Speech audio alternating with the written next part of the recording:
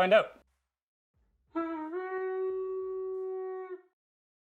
So the other day, I posted this video to Instagram showing off my little building bricks, and it brought so many amazing comments and love and support and sales. But it also brought out the haters. And anytime you have a video go viral on any platform, you're gonna get some hate. And I have a lot of fun with these trolls, but then I got curious and I started to wonder, is $40 for one of these little bricks too much money? And I wanted to find out. So let's find out. All right, so it's about 2:50 in the afternoon and we are going to the wood store. So the first thing in the process of making one of these bricks is to head to the wood store. So I headed over to WoodCache, which is one of my local wood shops, and searched around for a little while for some really pretty walnut.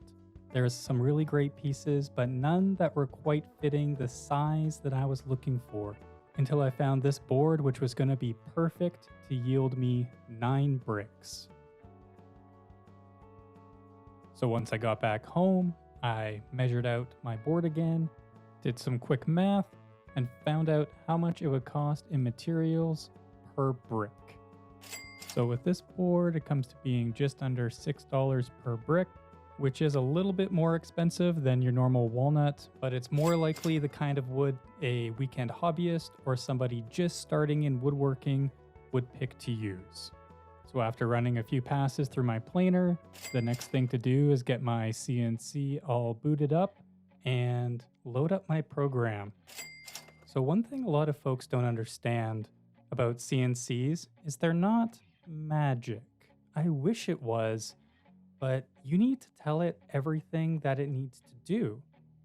And you do that by making a design. And not all designs turn out perfectly the first time.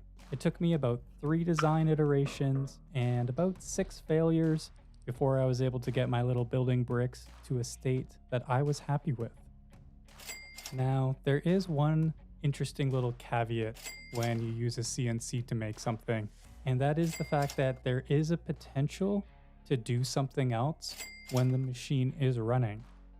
However, anyone who actually has a CNC knows you're going to spend a lot of time just watching that carve go, and the time savings isn't usually as big as you think it's going to be at the beginning.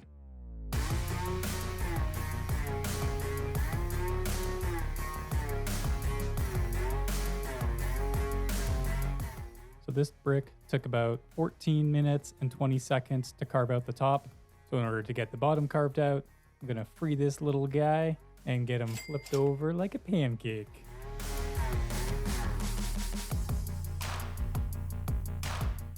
So with our brick, now we go back over to the CNC. And yes, if I was doing a full batch of 9 bricks, I would be alternating my carving sequences so that I could minimize the amount of time that I'm sitting around and waiting for the CNC to finish before I could start processing the bricks by hand when both sides of the carve are complete. So what that means is I would be carving the top of one brick and the bottom of one brick so that I could start sanding and finishing it, while the top and then bottom of the next brick is in the CNC being carved out.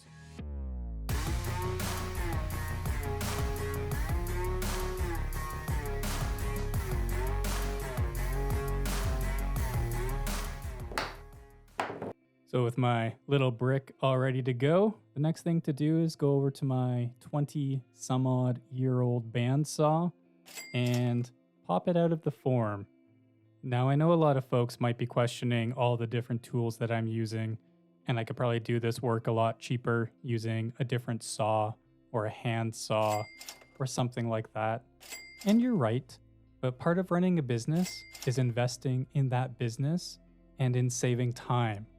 So the faster that you can make a cut, the more precise that you can make a cut, the more time you're going to save in the end. And we all know that you don't get time back, but what we know more is time is money. And the point of this video is figuring out how much money is my time worth. So with all the main tooling done on this little brick, the next thing to do is give it a good sand. So I'm going to be using my SurfPrep sander and some squishy pads for this. I just wish I knew how to operate a stopwatch. So I run each brick through 150, 220, and then a couple grits of foamy squishy pads. And that entire process takes about 12 minutes to complete. And as we saw earlier, it takes about 21 minutes for each brick to be carved on the CNC, which means as soon as I'm done sanding one brick, I still have about 8 minutes to sit around and wait before I can start processing the next one.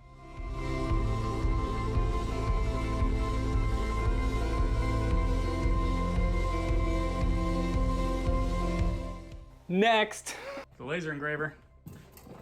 Oh, don't mind my dick. So one thing as an artist that I think everybody needs to do is always engrave, mark, brand your work. Because in 1,000 years, okay, maybe 100 years, when they bring back Antiques Roadshow, you want them to be able to find that brand and value your piece properly. Poof! Through the magic of editing, I have a brick that is all done and ready to go. And I have an order that I need to ship a brick to. We're going to pretend that it's been an hour and I buffed this, and a day later to let it cure. Let's go ship a brick. Let's go shit a brick. We're shipping bricks. So yeah, the last thing to do is ship this little brick out.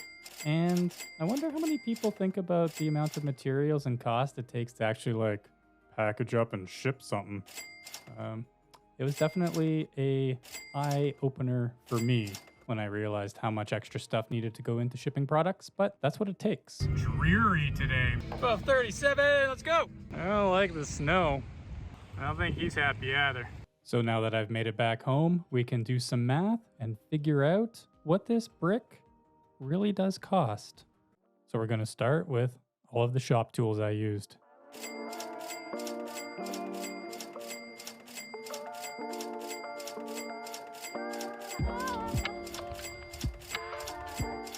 So all of those tools come to $16,332.03.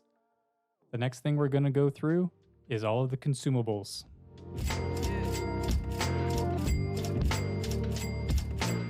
So that puts us at $4.31. Next is all the shipping materials. So we're looking at $3.30 in shipping materials and some stickers. Next, we're going to review the yearly subscriptions. And those are just the subscriptions I needed to make and sell this brick. So with all that preamble done, let's actually figure out what it cost to make this little guy. So I charge $40 for the brick, and shipping to Western Canada costs $18, bringing a total of $58. PayPal takes a 4% cut off the entire total. The wood cost was $5.92 per brick. The consumables was $4.31. Shipping materials was $3.30. Postage was $16.18, bringing us down to $25.97 in my pocket. Next, we're going to break down the time required for all the steps. So it took 1 hour and 4 minutes to go to the wood shop and get materials. It took 2 hours and 5 minutes in the shop to make the brick, and 50 minutes of that was machines running and tools operating. Shipping took 21 minutes from start to finish, bringing a total of 3 hours and 30 minutes. So if we break that down, that means I made $7.42 an hour on this little brick. And for anyone wondering, the minimum wage in the province I live in is $15 an hour, but the living wage is $23.70 an hour. So, you know, there's all that to consider. Now, I did some quick math to extrapolate out the time involved and needed to make the other 8 bricks. As you can see here, if we assume that each brick is sold individually, the overall price per brick remains the same.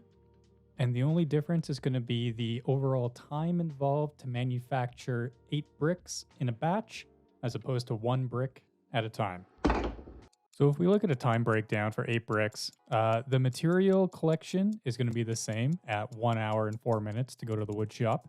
The shop time would vary anywhere between 4.5 hours to 6.5 hours.